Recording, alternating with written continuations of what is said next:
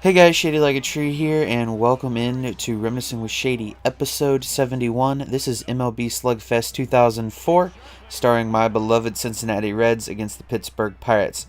As you can see, we're already down 5-1 because I'm terrible at this game, because this game is so different from modern baseball games that I'm accustomed to, and it took me quite a while to get my swing timing down, as you'll see.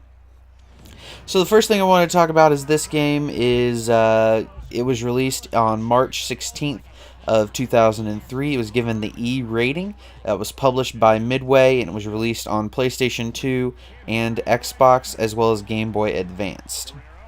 I've played several games in this series. Most notably, you'll notice MLB Slugfest 2006.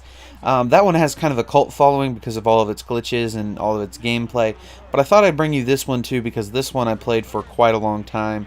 I played it exclusively as far as baseball games until 2006 or 7 or so, when I picked up MLB 06 or MLB Slugfest 06, and then shortly thereafter in 2009 is when I picked up the MLB franchise that I currently love and enjoy for my baseball experiences.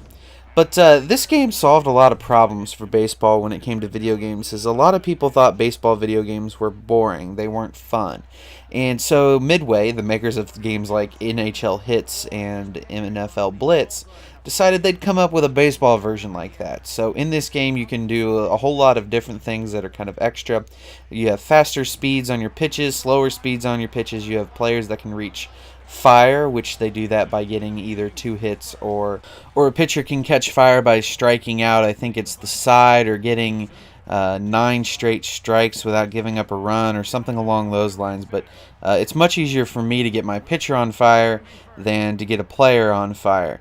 Player on fire is a key advantage in this game, because you get you get to use unlimited turbo with that player. And here I am talking about game strategy when I should be talking about the fun parts of this game, the sort of just end-all be-all, just no common sense gameplay. You can hit baseball players here to kind of take turbo away from them if you're on defense. If you're on offense, you can knock the ball loose and try to advance, which I think you saw me do a little while ago with Vladimir Guerrero, and that's what that player's trying to do. He's trying to hit my middle infielders to try to get them to knock the ball loose. But this is just something that it's a really fun game for me. It's just awkward and weird, and right here I'm trying to get them to advance so I can throw them out, because it's a lot easier for me to just throw them out along the base paths and use my turbo than trying to record actual strikeouts and stuff like that. But this game was kind of different. It had this sort of create a team feature, which I liked, and they kind of improved it for later games. But it allows you to kind of put together a custom team that's maybe a little bit better, and right there's a nice double play using the turbo throw, which is an instant throw almost. But I was able to kind of create a team of my favorite players from this time period. So you'll see guys like Aaron Boone, Craig Biggio, I forget who my first baseman is. You'll see all kinds of players. Todd Helton's the first baseman. Vladimir Guerrero, Ken Griffey Jr. is the DH. Jim Edmonds plays center field. I forget who all else is on the team, but nonetheless, this is just kind of a fun roster I put together that I like to play with, and you get a lot of kind of different games and feels. And right here, this is I think Empire City. The Empire City Stadium. There you can play a bunch of different stadiums. You can play Atlantis. You can play some older stadiums. I think Polo Grounds is in this game. So you have several options that you can play at weird, wacky, different stadiums other than the usual stadium that your team normally plays at. Which is something that I think games like this have to include, because when I did Triple Play 2000, which is a video game that had a lot of known Easter eggs and bugs and glitches and the sort. You can play as a bunch of really weird characters, and you can also play in a bunch of really different sort of ways, and some creative ways.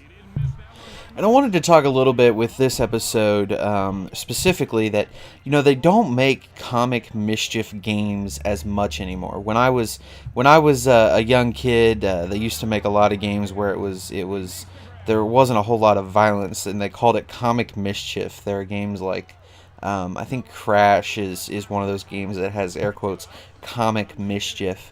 And comic mischief games, I think, are what I really enjoy, and what I enjoyed when I was a kid a lot more so than maybe now. But, this game doesn't take itself too seriously, which I think is a good thing, because it's not a true sim, and a lot of people, what was that pitch? A lot of people kind of think baseball games are slow in real life and boring in real life. And there's been kind of this local, lately, MLB especially, they've been putting in a lot of features to speed up the games and make them more fun, make them more entertaining, make them go quicker. And I played, I think, an entire 7-inning game with, I think we scored a combined total of quite a few runs. I'm not going to spoil the ending. But I think we did it in, I think, about 15 or 20 minutes, which is, not very long, I think. I think with all things considered, and as bad of defense and pitching as I'm playing, that the, speed of the game is kind of right on par, and is kind of exactly what you want from this game. But anyway, I kind of wanted to get out of here because I wanted you guys to hear the announcers, because they're hilariously funny, and I enjoy listening to them. I enjoy hearing them make all the weird, stupid dad jokes that they have. So I'm going to dip out now, but you guys enjoy the 7th inning. I hope you have a great time. This has been a lot of fun to kind of come back to this game. And what was that pitch? Oh, that was a special pitch. Got him looking. So, I just hope you guys enjoy this game, and if you played it, let me know. I'm curious to see what you have to say in the comments. But I'm going to get out of here so you guys can listen to the announcers. Take care, guys. Have a good one. Thanks for watching, and remember the Alamo. This has been Reminiscing with Shady, episode 71, MLB Slugfest 2004. Nasty curveball. Okay, Tim. Line shot to second, and he pulls it down. How about this infield? Man, you gotta love that defense. With the bottom of the inning coming up, the Pirates lead by 3. And here comes the batter to the plate to lead off the inning. Hit sharply toward third. Giles fields it off the bounce. Safe at first. And Ramirez has himself a single. No outs, a man on base. That was a wicked curve. I read where this guy learned to hit by his dad firing marbles out of an old Civil War cannon at him. Jimmy had to swing at it with a broomstick. Hey, Tim, don't you think that's a little weird, throwing marbles at your kid out of a cannon, or what? Breaks for second. Sends up a drive left field. Ramirez rounding second. The throw to second. Got him. Just one out and a runner at third base. Pitch on the way. Fooled him with that pitch. This fella had laser surgery this morning on his eyes, Jimmy. I'll bet he's still seeing spots. Benson, the windup. Line shot over the first baseman's head. The Reds narrow the deficit.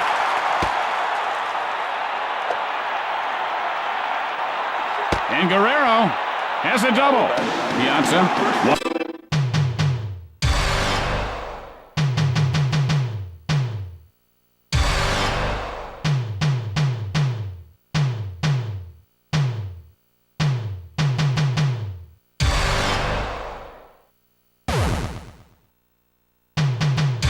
For 2 in this game. Nothing much last at bat. He struck out swinging. Hit hard to the second baseman. Fires to third. Throws to first. Hey, here's a question for you, Jimmy. Who's your all-time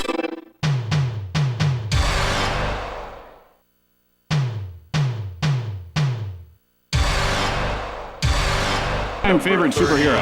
Only one out, runners at the corner. Only one out, runners at the corner. And he puts it away. 2 outs, runners at the corner. Number 7, Greg Biggio. Swing and a miss, 0-1 the count. Looked like he was trying to karate chop that.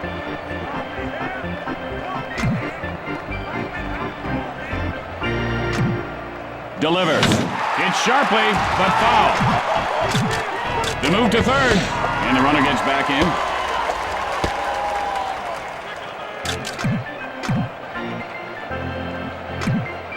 Releases, and there you have it. The Pirates win the game. And that's it for us, folks. Tim Kitzrow for Jim Short saying, hope to see you back next time.